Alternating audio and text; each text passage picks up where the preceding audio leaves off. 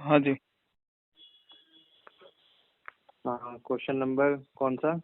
6 सी set का ही। ठीक है। लेखक कहता है कि उसकी जीभ या कलम, ये 2015 का पेपर है। हाँ, सी सेट का। लेखक कहता है कि उसकी जीभ या कलम से बिना विचारे शायद ही कोई शब्द निकलता है। ठीक है, मतलब वो बिना सोच विचार के कोई भी शब्द कहता नहीं है। कोई भी बात कहने में वो बहुत ज्यादा सोचता समझता और विचार करता है, उसके बाद ही कोई चीज कहता है या कोई चीज लिखता है। निम्नलिखित में से कौन सा एक इसका वैध कारण नहीं है? अब ये देख लेना कि हमें वैध कारण कौन कौन से हैं। देखो, जब ये कहता है ना कोई कौन सी चीज नहीं है, तब हाँ। हमें एक्सट्रीम काटने की जगह एक्सट्रीम वाला ही ढूंढना होता है। हाँ। ठीक है, जो एक्सट्रीम स्टेटमेंट है उसी को ही हम सही मानते हैं। जब ये नहीं बोलता है, शुरू में जब नेगेटिव लगा देता है, तब हमारा हमारा काम ही है कि हम स्टेटमेंट भी नेगेटिव ही ढूंढें। यस। ठीक है, पहला डी वाला देखो, उसे बोलने में संकोच होता है। ये तो कोई वो कारण है, वो मतलब वो संकोच होता है, मतलब ये तो कोई ठीक से लग नहीं रहा है, देखते हैं आगे। उसे बोलने में संकोच होता है, संकोच हो रहा है और बिना सोच विचार के नहीं निकाल रहा है। हो सकता है संकोच होता है तभी बिना उसके ना, जब तक संकोच नहीं होगा तब तक वो एकदम से कह देगा कोई भी चीज। संकोच होता है यानी वो सोचता समझता है, हो सकता है। चलो देखते हैं। वह अपने विचारों पर काबू रखने में विश्वास करता है, ये तो ठीक है ना, तभी तो वो बिना किसी विचार के कोई शब्द ना तो लिखता है ना कुछ बोलता है। ये तो एकदम ठीक है। वह शब्दों की मितव्ययिता में विश्वास करता है, ये भी ठीक है ना। विश्वास करता है शब्दों, कैसे शब्द होने चाहिए कैसे नहीं होने चाहिए, ठीक है, उसमें विश्वास रखता है। तो ये तो बी और सी तो एकदम ठीक है। लेकिन हमें देखना है कौन सा वैध कारण नहीं है। यस। अपना अपना समय बर्बाद करने का उसका कोई इरादा नहीं है। या अब देखो, जो प्रॉब्लम आएगी ना इसमें, 50-50 वाला जो बनेगा, इसमें बनेगा ए और डी के बीच में, डे के बीच में, है ना। और इसमें बहुत चांसेस है कि गलत भी हो जाए, क्योंकि 50-50 वाला है। 50-50 वाला है। इसमें कोई एग्जैक्ट चीज नहीं दिख रही है कि एकदम सही हो जाए या गलत हो जाए क्या, बल्कि पैराग्राफ इतना बड़ा है, ये पूरा पैराग्राफ पढ़ के तो और क्वेश्चन बिल्कुल है सॉल्व नहीं होगा। यस। अब इसमें लिखा है कि डी में कि उसे बोलने में संकोच होता है, ए में लिखा है कि अपना समय बर्बाद करने का उसका कोई इरादा नहीं है। कोई इरादा नहीं है, पहला वाला भी लग रहा है मेरे को, कोई इरादा नहीं है। देखो, हाँ ये हो सकता है क्योंकि ये थोड़ी इनफॉर्मल सी भी स्टेटमेंट लग रही है, और एक बड़ी सी और हमें एक नेगेटिव स्टेटमेंट से ही ढूंढनी है।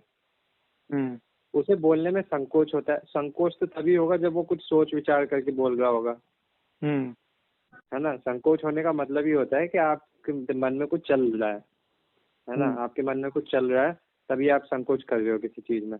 ठीक है, चाहे वो लिखने में संकोच करना हो या बोलने में संकोच करना हो, तो संकोच वाला एक बार को ठीक हो सकता है, इसलिए नहीं ए लगा सकते हैं या डी। नहीं इसमें देखो कंफ्यूजन तो है। नहीं, संकोच तो ठीक है, मगर ए वाला जो ने इनफॉर्मल स्टेटमेंट है, देखो ना तुम, कोई इरादा ही नहीं है उसका। हाँ, कि उसका समय बर्बाद करने का कोई इरादा ही नहीं है, ये तो मतलब एक्सट्रीम ही इसमें। लेकिन फिर भी मैं तो ये बोलूंगा कि इसमें डाउट चीज है।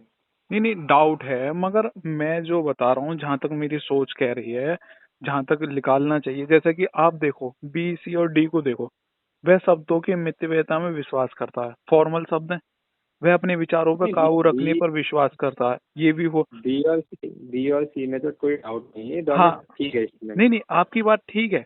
आप डी देखो, उसे बोलने में संकोच होता है, जब वो विश्वास कर रहा है। बी और डी को कंपेयर करिए, बी और डी को देखो, कंपेयर मेरे को करिए, भी एक ही चल मुझे रहा है ना। भी ए वाला ही ठीक लग रहा है, हाँ, लेकिन फिर भी इसमें हो सकती हैं चीजें गड़बड़, सबके हो दिमाग में सकती नहीं है, आती है चीजें। मगर जो हमारी वीडियो ऑडियो को सुनेगा, उसको ये तो विश्वास हो ना कि कहाँ तक हम कंक्लूजन को लेकर जा रहे हैं। नहीं, इतना वो चीज कंफ्यूज क्यों ठीक। करना हमें उसको, क्योंकि जब हम पे चीजें आती हैं तभी तो हम उसको प्रोवाइड करा रहे हैं। आप देखो ना, बी और डी में देखो, बी और डी बिल्कुल एक ही शब्द है, क्योंकि संकोच होता हाँ। है और विश्वास करता है। अगर वो शब्दों की अगर मितव्ययता, अगर शब्दों को बोल रहा है और उनका मितव्ययता हो रहा है, तो वो उसमें विश्वास भी कर रहा है। क्यों विश्वास कर रहा है? क्योंकि उसको पता है कि अगर मैं बोलूंगा और उसका मतलब कि कोई मतलब कि निष्कर्ष ही नहीं है, तो वो बेकार है ना। तो मैं इसलिए बोलता ही नहीं हूँ, और जब मैं बोलता ही नहीं हूँ तो मैं संकोच भी कर रहा हूँ। अब ये कह रहा है वैध कारण नहीं है। वह अपने समय बर्बाद करने का उसका कोई इरादा नहीं है। अब ये कह लेता अपना समय बर्बाद करने का इरादा नहीं है, तो वो ठीक है। मगर कोई इरादा हम्म, नहीं है, ये तो एक्सट्रीम शब्द आ गया है ना। हम्म, हम्म। कोई इरादा नहीं है मतलब कि वो कहीं भी नहीं। संकोच करना ये है कि कहीं कहीं बोल देता होगा वो, हाँ, मगर कहीं हर। कहीं उसमें सोच विचार करके उसका हाँ कोई इरादा ही नहीं है, यही हाँ एक्सट्रीम स्टेटमेंट है। और हाँ यही इसका एक वो वैध कारण नहीं हो सकता है, मतलब जो हाँ हमें ढूंढना है। हाँ, हाँ। तो इसलिए इसका ए आंसर होगा।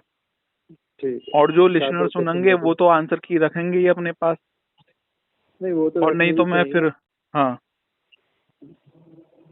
7वां क्वेश्चन देखो। लेखक के अनेक खतरों से बचे रहने का सर्वाधिक उपयुक्त कारण क्या है? लेखक के अनेक खतरों से बचे रहने का, वह बिना विचारे शायद ही कोई शब्द बोलता या लिखता है। शायद ही उपयुक्त कारण देखो पूछ रहा है। इसमें देखो इसमें चीज मैं बताऊं तो मैं इसमें क्या लग रहा है। हम्म। चलो पढ़ लेते हैं पहले स्टेटमेंट। वह है ना। अत्यंत धैर्यशील व्यक्ति है। एक्सट्रीम शब्द है। अत्यंत तो अपने आप में अत्यंत, कोई अत्यंत कैसे हो सकता है एकदम ही। हाँ, ठीक है।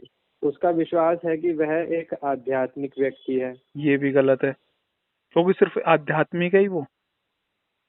देखो अब इसमें ना जो चीजें हैं, हाँ। जो इसमें मेरे को लग रहा है जैसे डी स्टेटमेंट है कि वह सत्य का उपासक है। अब एक चीज नहीं, इसमें देखो कि हम क्योंकि कॉम्प्रिहेंसिव है बार बार बोलते हैं कि इसमें हमें चीजें व्यापक उसमें देखनी व्यापक ही।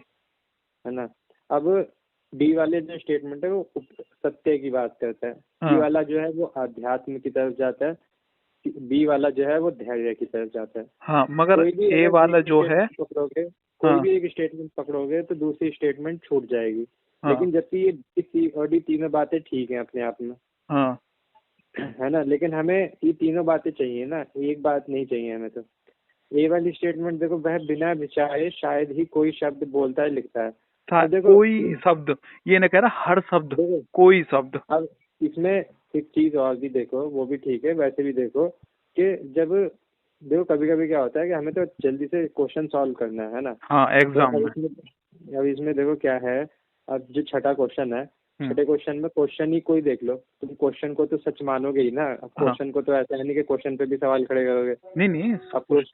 क्वेश्चन में लिखा हुआ है कि लेखक कहता है कि उसकी जीभ या कलम से बिना विचारे शायद ही कोई शब्द निकलता हाँ है ना। लेखक कह रहा है कि ये उसका नेचर है लेखक हाँ का। ठीक है। हाँ अब यहाँ पे पूछा है कि अनेक खतरों से बचे रहने का सबसे उपयुक्त कारण क्या है। हाँ, तो जो पहली खतरों से स्टेटमेंट बचना है है, उसको, कि ऐसा तो जो कोई शब्द पहली, नहीं लिखना जो कि उसको हाँ खतरे का सामना करना, चुनौतियों का हाँ सामना करना हो उसे। हाँ, तो पहली स्टेटमेंट जो है इसकी ए वाली, उसमें वही चीज लिखी हुई है जो छठे क्वेश्चन में दे रखा है उसके बारे में, हाँ है ना। वो भी तो देखो ना, वह बिना विचारे शायद ही कोई शब्द बोलता है लिखता है। ये ठीक हो गया, इसमें सोचना देखो। ही नहीं है ज्यादा। हाँ, तो इसलिए हमें इसमें 7 का ए लगाना है, मगर एक बार और हम रिपीट कर देते हैं कि देखो, ए वाले को छोड़ो, वह अत्यंत धैर्यशाली व्यक्ति है। ऐसा कोई व्यक्ति धैर्यशाली हो ही नहीं सकता जो बहुत डिफरेंट हो, एक्सट्रीम लेवल पर जाए, क्योंकि अत्यंत ही इसमें वो आ गया, शब्द आ हम्म। गया। उसका विश्वास है कि वह एक आध्यात्म, एक चीज पर टारगेट कर रहा है ये, समझ गए। एक चीज पर मात्र ये टारगेट कर रहा है, और मतलब कि ये मतलब कि एक चीज पे टारगेट कर रहा है कि आध्यात्मिक, और जबकि हम्म। हमें कॉम्प्रहेंसिव वे में सोचना है। और वहीं कह रहा है ये वह सत्य का उपासक है। अब वो सत्य का उपासक है, सिर्फ एक चीज को टारगेट कर रहा है, सत्य। और जबकि लेखक जो होता है वो सत्य भी लिखता है, कहीं असत्य भी हो सकती है। मैं ये नहीं कह रहा। अब हम्म। इसने डिसाइड कर दिया कि उपासक है तो है, वो सत्य को ही हम्म। मानता है। तो इसलिए हमें लचीला दृष्टिकोण अपनाते हुए सकारात्मक वे में आंसर को देखना है। तो इसका ए ही आंसर होगा। हम्म। 8वां बताओ। लेखक के लिए किस पर विजय पाने के लिए मौन आवश्यक है ना। कौन सी ऐसी चीज है जिस पे विजय प्राप्त करनी है तो आपको मौन रहना जरूरी है। हाँ स्वाभाविक शर्मीलापन, ये तो नहीं। शर्मीलापन, ये तो अपने आप में अजीब सा इनऑफिशियल सा शब्द है ना। स्वाभाविक शर्मीलापन, शर्मीलापन, इससे मौन रहने का क्या ताल्लुक है? हाँ। जब कोई अपने आप में शर्मीलापन ही है तो वो हाँ, ऑटोमेटिकली मौन ही हुआ ना। मौन ही हुआ। तो इसका तो कुछ वो ही नहीं है। बोलने में संकोच करना, हम्म। बोलने में संकोच करना अलग चीज हो नहीं है। जाती है ना, वो तो तो बोलने में विचार अगर करेगा। संकोच करेगा तो विजय मौन में विजय कैसे पा सकता है?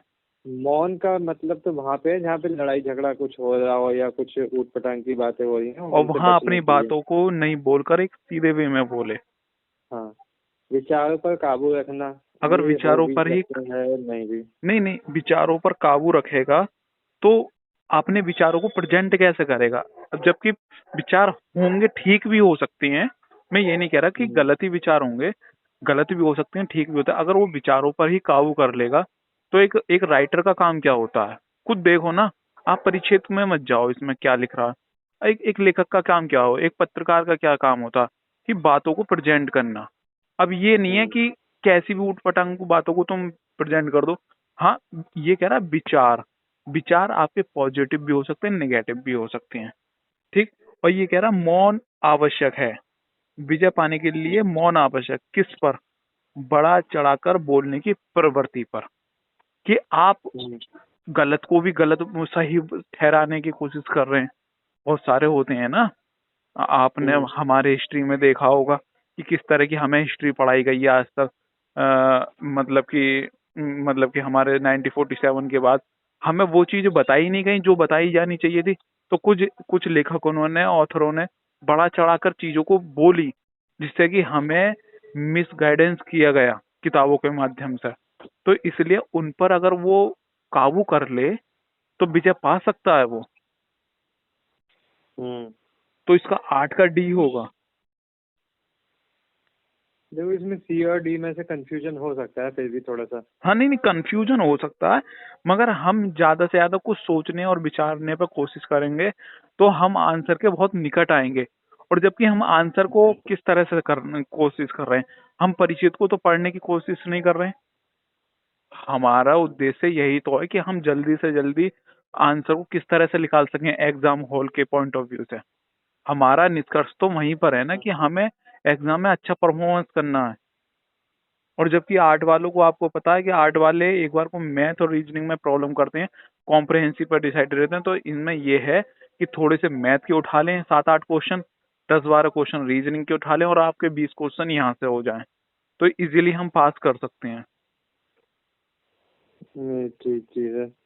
बाकी इसमें फिर भी है कि साथ सी और डी में हो सकता है, लेकिन फिर भी अगर प्रैक्टिस अच्छी हो जाएगी तो कंफ्यूजन थोड़ा नहीं होगा। कौन? हाँ, वो ठीक होगा।